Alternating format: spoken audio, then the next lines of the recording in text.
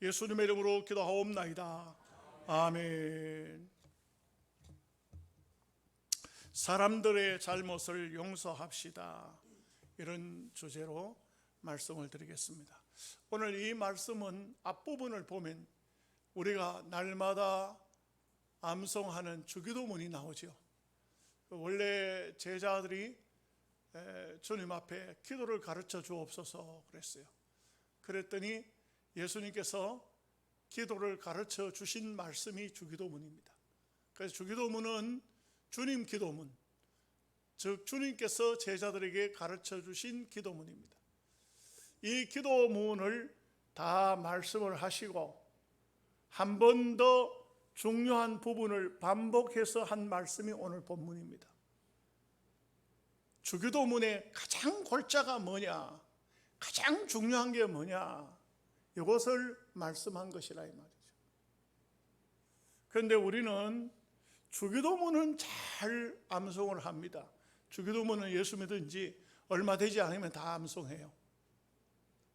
그렇지만 오늘 본문의 말씀은 실천하는 사람은 그렇게 많지 않습니다.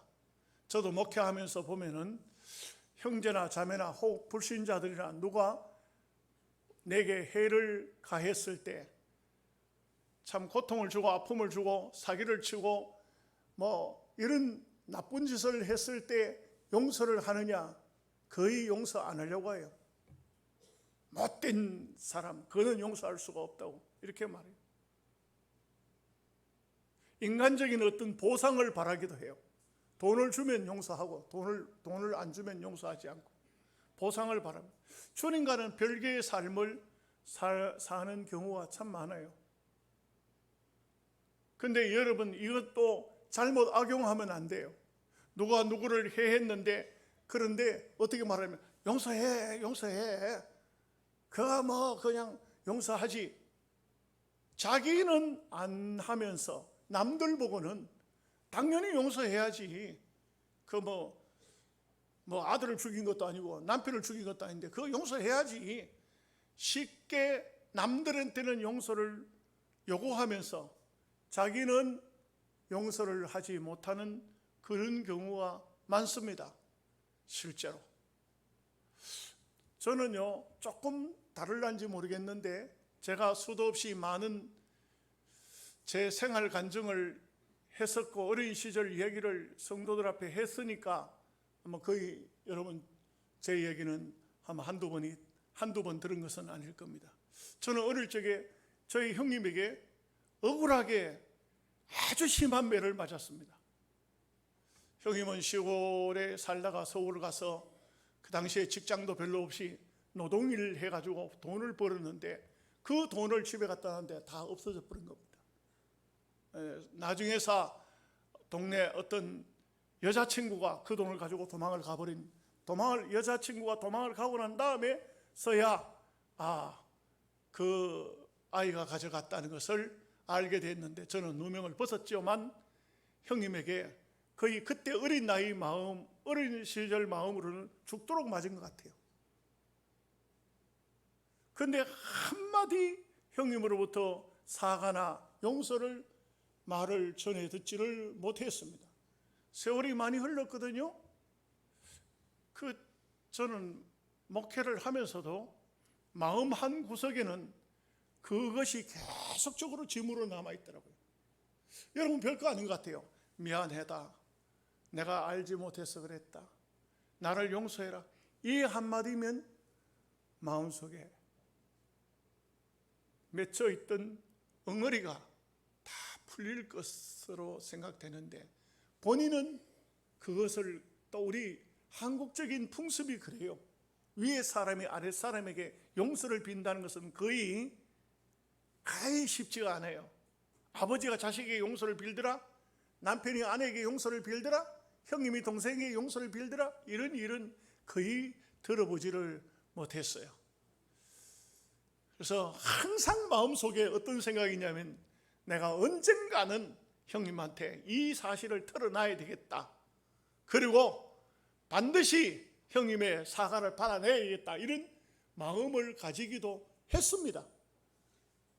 목회하면서도 순간순간 언젠가는 했지만 막상 형님의 얼굴을 대하면 그 형님은 나에게 굉장히 두려운 존재라.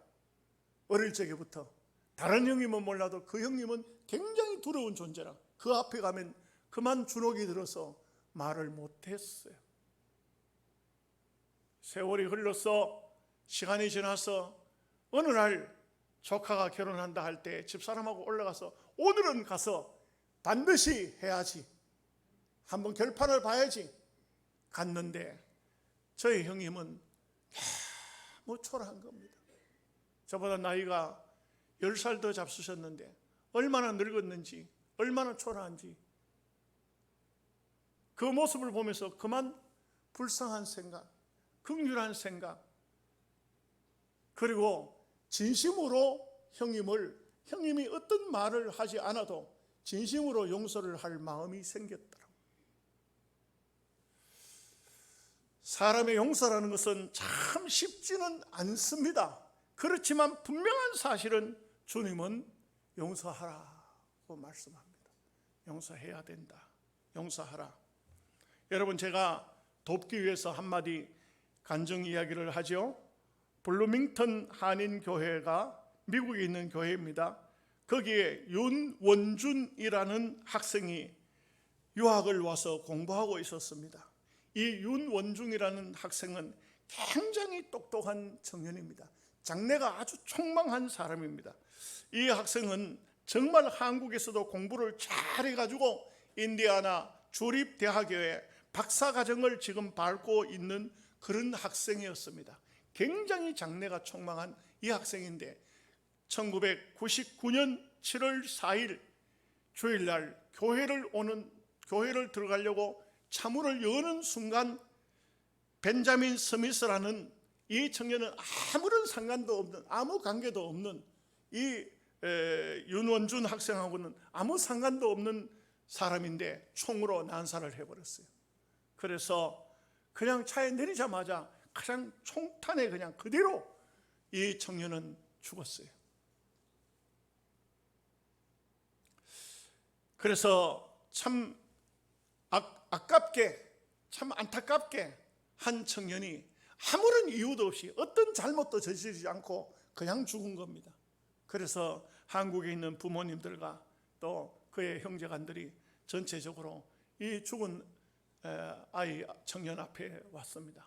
얼마나 울고 얼마나 마음 아팠습니다. 그러나 참 그 가정이 다 예수님을 잘 믿는 가정이었습니다. 가족 회의가 열렸습니다. 어떻게 하면 좋겠느냐. 그 상대편에 변호사가 왔습니다.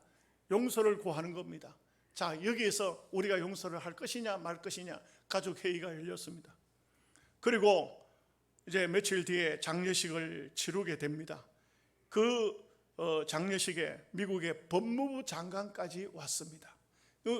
이 소식이 전해지자 많은 사람이 모였는데 조문객만 1,500명이 모였다고 합니다.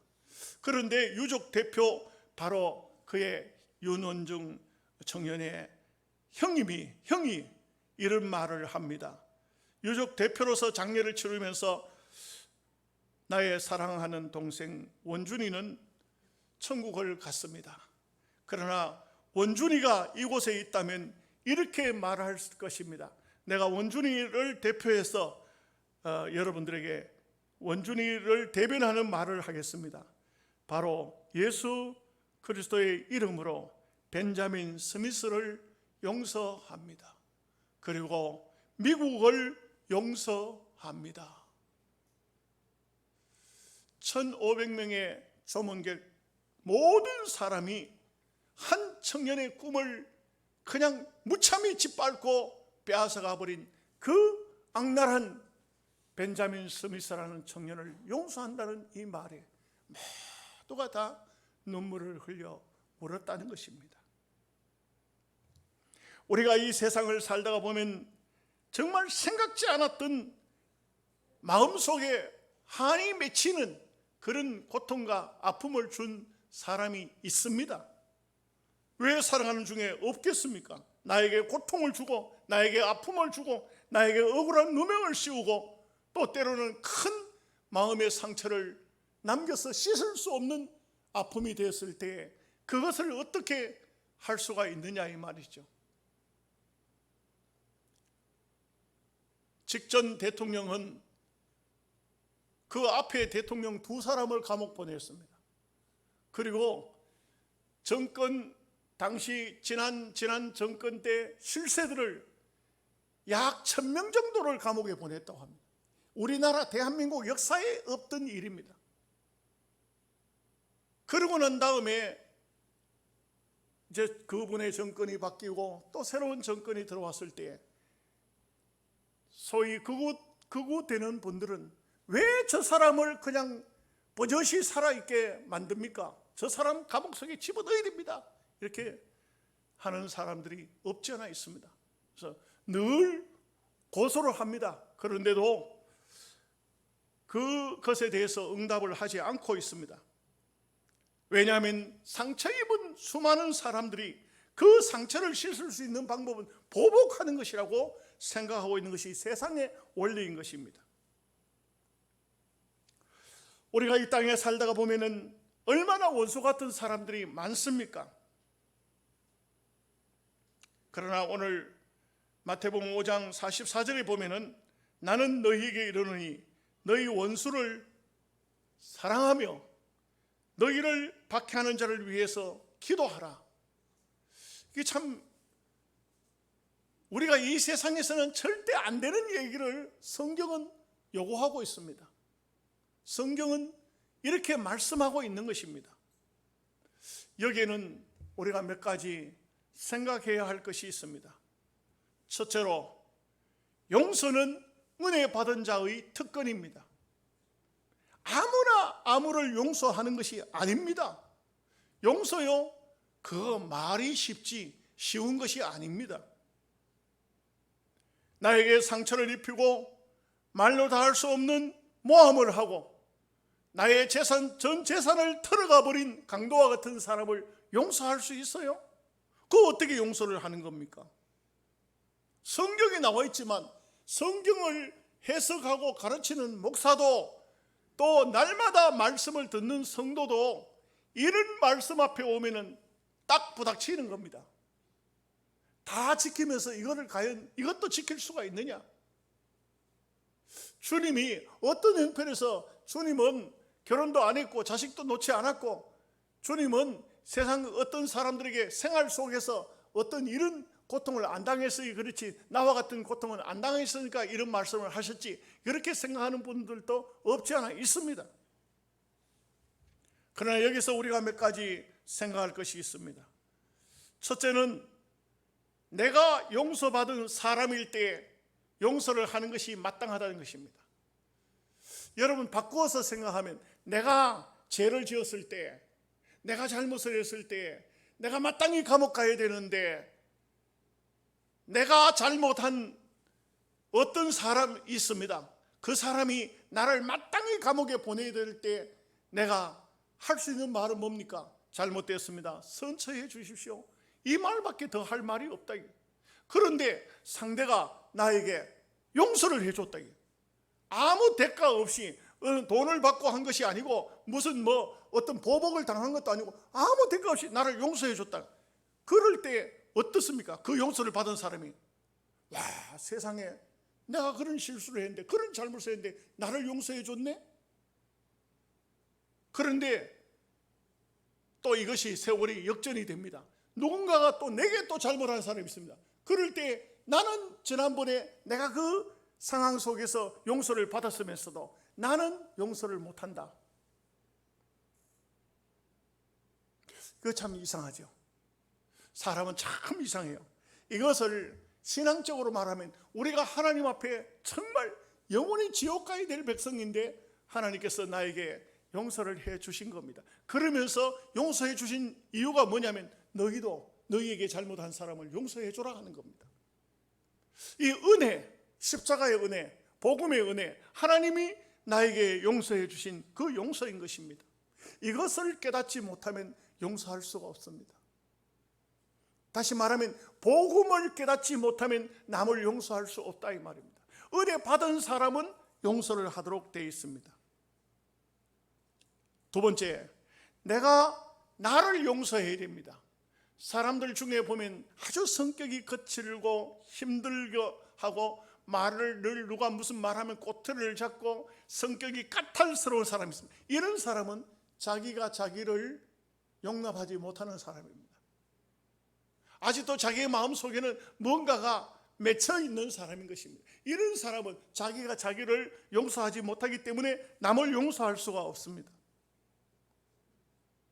그래서 자기를 용서한다는 것은 은혜를 받는다는 말씀과 별반 다르지 않습니다. 내가 나를 용서하고 내가 나를 포근한 사람으로, 사랑의 사람으로 만들어야 됩니다. 어떤 전도사님이 쓴 글이 인터넷에 올라왔어요. 근데 이제 그 글 속에 어떤 게 있느냐 하면은 청년들을 지도해요, 이 전사님이. 근데 청년 두 사람이 싸움이 났어요. 아무도 모르게 어떤 골목에서 두 사람이 싸웠나 봐요. 한 청년은 힘이 있고 운동도 했고 능력이 있으니까 한 청년을 얼마나 때렸든지 무차별 난타를 해서 얼굴이고 뭐고 다 막 형편없이 됐어요. 이 청년은 당연히 법에 호소를 했습니다. 경찰서에 갔습니다. 그랬더니 그 매를 맞은 청년은 병원에 입원을 하고 때렸던 청년은 구속이 됐습니다. 그 당연하죠. 구속이 됐습니다. 그런데 문제는 주일날 목사님이, 여러분 그 교회가 뭐 별로 크지는 않는 교회 같아요. 여러분 아무개 청년이 구속됐습니다. 재판을 받으면 아무래도 감옥 갈 것 같습니다.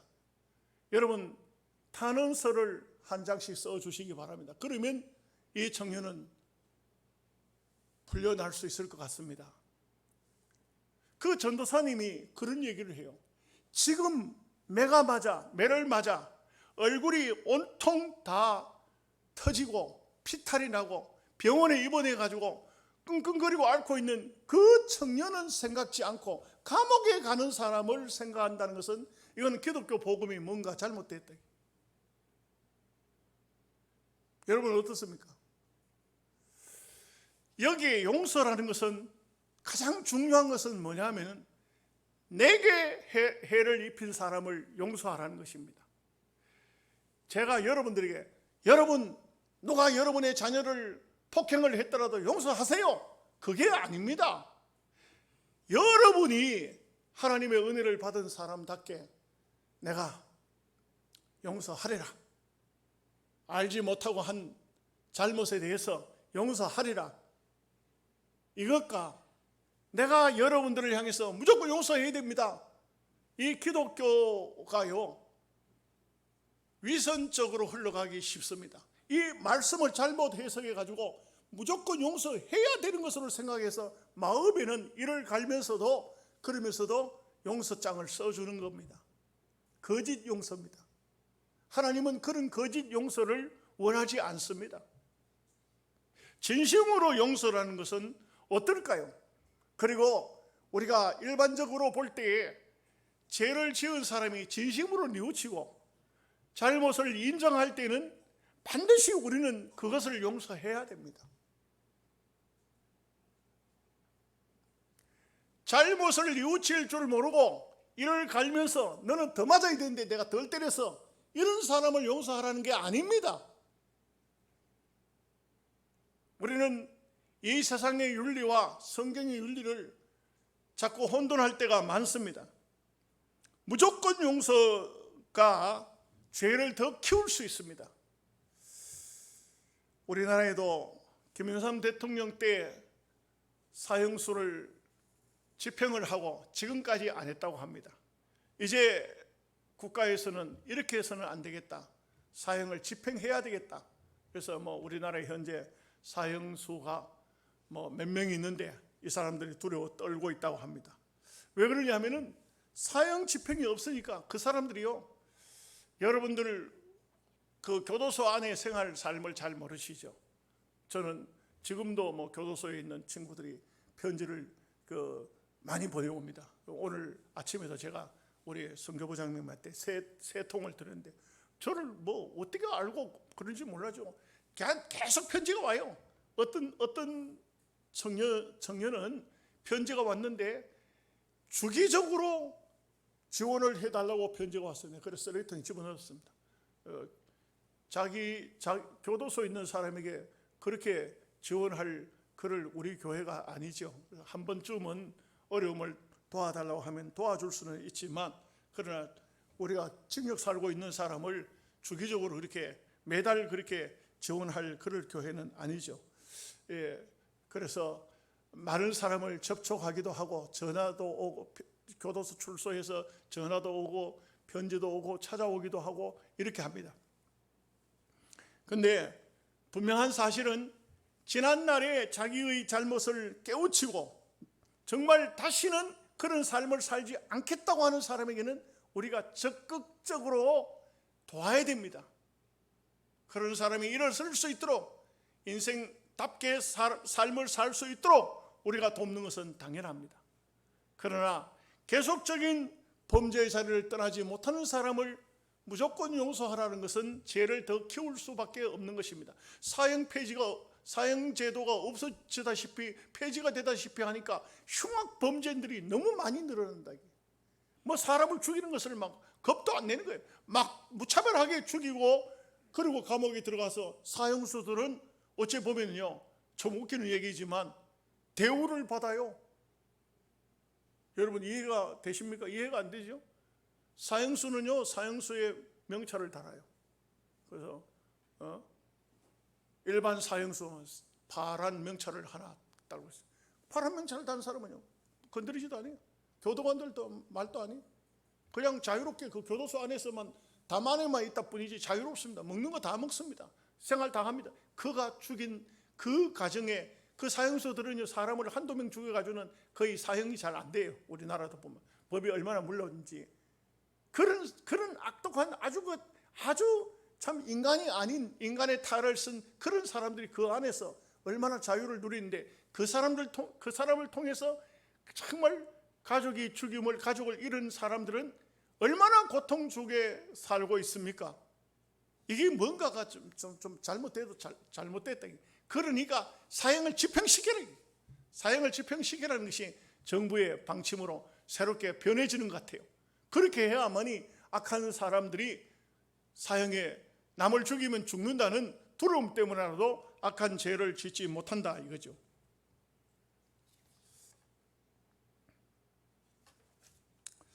두 번째 우리가 생각할 것은, 용서는 주님을 만나는 길입니다. 여러분, 희한하게도 우리가 남을 용서하지 못하죠. 내 마음이 아주 힘들어집니다. 내 마음이 거칠어집니다.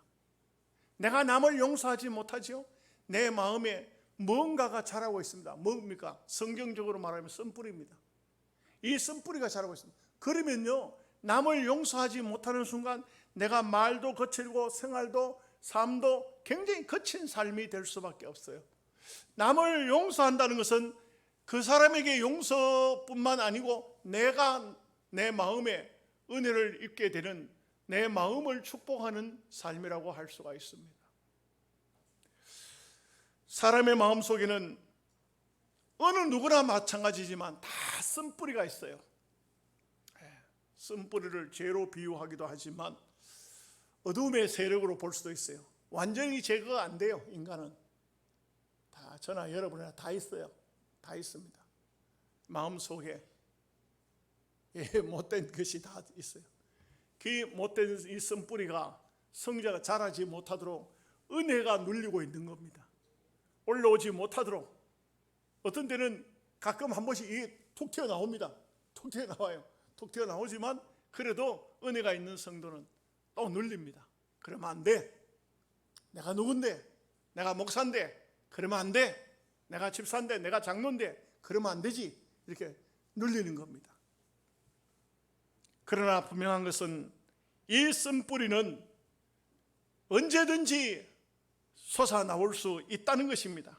이것을 다스리지 않으면 안 됩니다. 여러분, 사람이요, 묘한 것이 있습니다. 사람이 사람을 미워하면 미워하는 사람을 닮아요.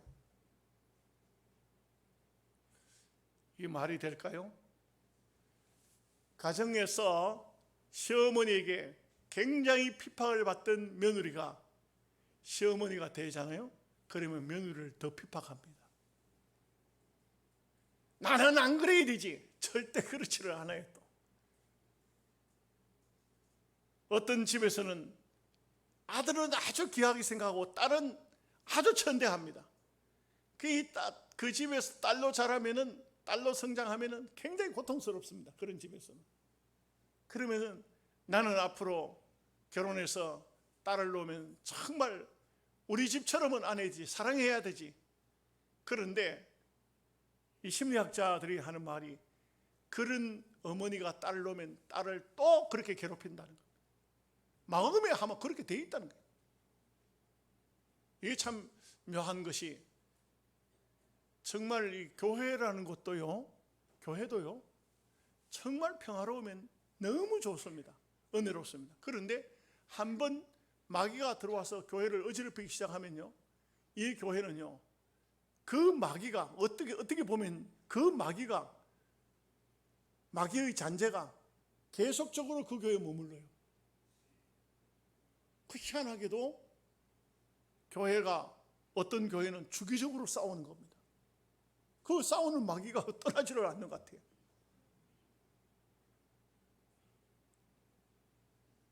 어떤 교회는 중직자가 아주 포악스럽습니다.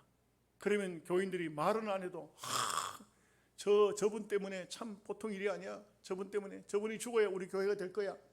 근데 그분이 세상을 떠나고 죽었습니다. 없죠? 희한하게도 그 예수 잘 믿던 사람 중에 중직자가 됐는데 그 사람을 닮아버려요. 왜 그런지 모르겠죠? 이게 인간이에요. 인간은 뭐 별 수 없어요. 저는요, 막 와서 뭐 과음을 치고 욕하고 이런 사람들, 그런 사람이 특별한 사람으로 생각지 않아요. 죄송한 얘기지만 여러분들이 지금 은혜를 받아서 여러분들이 지금 얼굴도 밝고 또 아주 선하고 순한 마음으로 살지만, 여기 이 교회에 마귀가 들어와서 한 며칠일까, 한 일주일만 뒤집어 놓으면요, 다 똑같은 사람 돼버려요. 안 그럴 것 같지요? 지금은 안 그래. 그런 사람 없어요. 그렇지만 마귀가 뒤집어 놓으면 다 똑같아져 버려요. 그렇게 돼버리고 말아요. 조금 더 하냐 덜 하냐 하는 문제가 있을 뿐이지 그렇지를 않다 이 말이죠. 쓴뿌리, 인간의 마음 속에는 다 쓴뿌리가 있다 이거죠. 그래서 우리는 주기도문을 외우면서, 우리가 우리에게 죄 지은 자를 사하여 준 것 같이 우리 죄를 사하여 주시옵고, 날마다 하면서, 날마다 반복하면서도 이것을 막상 문제가 닥치면 실천을 못할 때가 얼마나 많습니까? 그것은 우리의 마음속에 있는 쓴뿌리 때문에 그러하다 이거죠. 한 가지 더 말씀드리죠. 용서는 용서받은 사람만 사는 것이 아니고 용서를 한 사람도 사는 것입니다. 용서하게 되면 용서하는 사람도 삽니다. 용서받은 사람도 삽니다. 이거는 얼마나 큰 그리스도 안의 은혜인지 모릅니다. 여러분, 주님의 말씀을 듣고 계십니까? 주님의 말씀을 순종하십니까? 저는 볼 때에 참 신앙생활을 오래 한 분도 막상 자기 앞에 어떤 문제가 닥쳤을 때 용서를 쉽게 하지 못합니다. 그리고 여러분 조심해야 될 게 있습니다. 용서해, 그러지 마. 예수 믿는 사람 용서해야 돼. 그런 말 하지 마세요. 본인이 결정할 일이지 우리가 강압할 필요가 없습니다. 주님 말씀 앞에 본인이 부닥쳐야 돼요. 이 용서라는 거요, 쉽지 않습니다. 절대 쉽지 않아요. 그런데 주님의 말씀이 내 마음속에 와서 부닥쳐서 용서하거라. 용서해야 된다. 내가 너를 용서해 준 것처럼 너도 용서해라. 아멘 하겠습니다. 아멘, 용서하겠습니다. 이렇게 해야 되지. 용서해. 그러면 마지 못해서 용서해도 마음속에는 용서가 안 돼 있습니다. 거짓 용서입니다. 그런 용서는 안 됩니다. 우리는 주님의 말씀을 마음속에 새기고 말씀대로 순종해야 됩니다. 주님의 음성을 들으십니까? 이제 얘기 하나만 하고 마치죠. 성경에 보면, 요한복음 10장을 보면 내 양은 내 음성을 듣는다 했습니다. 내 음성을 듣는다는 것은 주님의 말씀을 듣고 순종한다는 거예요. 미국의 유명한 그 신학교 교수 고든 코넬이라는 교수님이시면서 목사님이 계셨어요. 이분이 이스라엘 땅에 가서 양을 좀 구경을 하고 양 키우는 집, 베두인 집을 방문해서 양을 좀 살피고 책을 썼어요. 그 목자와 양이라는 책을 제가 보니까 여러 사람이 썼더라고요. 여러 사람이 목자와 양이라는 제목으로 책을 쓴 사람들이 참 많아요. 고든 코넬도 목자와 양이라는 글을 썼어요. 거기 보면 어떤 베두인 한 사람이 45마리 양을 쳐요. 그러니까 이 양이 45마리면요 극빈자예요. 극빈자. 아주 그 가난한 사람이에요. 가난한 사람. 보통 양을 많이 치면은 200마리, 300마리, 1000마리 뭐 이렇게 뭐 몇천 마리도 치는 사람도 있어요. 물론 그러면 혼자서는 안 되죠. 뭐 양도 보면요, 염소도 중간에 키우고 양떼 안에 그리고 또 양치기 개도 있어요. 개도 있고 훈련을 시켜가지고 이렇게 합니다. 근데 이 45마리 양을 치는 베두인이면 아주 작은 이 교회로 따지면 45명의 교인이 있는 목회자라 이렇게 보면 쉽습니다. 그러면은 가난하죠. 가난한 목회자입니다. 이 45마리 중에 어느 날 양을 우리에 들러오면서 보는데 한 마리가 없는 겁니다. 한 마리가 없어요. 45마리의 양이 있어야 되는데 몇 번이나 세어봐도 44마리밖에 없는 겁니다. 그래서 이 잃어버린 양 한 마리를 울타리를 닫아놓고 한 마리를 찾으러 다닙니다. 그런데 종일 막 온 사방을 잃어버린 양을 찾는데 찾아도 못 찾았어요. 그 다음 날도 며칠간 잃어버린 한 마리 양, 이게 가난한 목자기 때문에 잃어버린 한 마리 양을 찾으려고 그렇게 헤매다가 양을 거의 이제 잊어버릴 정도로 이제는 찾지 마라, 이제는 더 이상 찾을 수가 없구나, 그런 상태까지 막 포기하려는 그런 순간까지 왔는데도 이 목자는 그 잃어버린 한 마리 양을 포기하지를 못하고 계속 찾다가 보니까 어떤 사람이 양떼를 쫙 몰고 가는데 큰 양무리가 지나가고 있었어요. 그래서 그 목자를 보고 물어본 겁니다. 혹시 내가 양을 한 마리 잃어버렸는데 당신 잃어버린 양을 한 마리 줍지 않았습니까? 하고 이제 묻는 거예요. 그 양들이 쫙 지나가고 있는데 이 목자에게 내가 잃어버린 한 마리 양이 있는데 그 양을 한 마리 줍지 않았나요? 하는데 모든 양들은 다 앞을 보고 있는데 한 마리 양이 고개를 휙 돌리더라고요. 자기 양이었어요. 가서 보니까 잃어버린 양이었어요. 그래 고든 코넬 교수님은 이런 말을 해요. 많은 양떼가 있지만 내 양은 내 음성을 듣는다. 우리가 주님의 양이면은 주님의 소리를 들어야 돼요.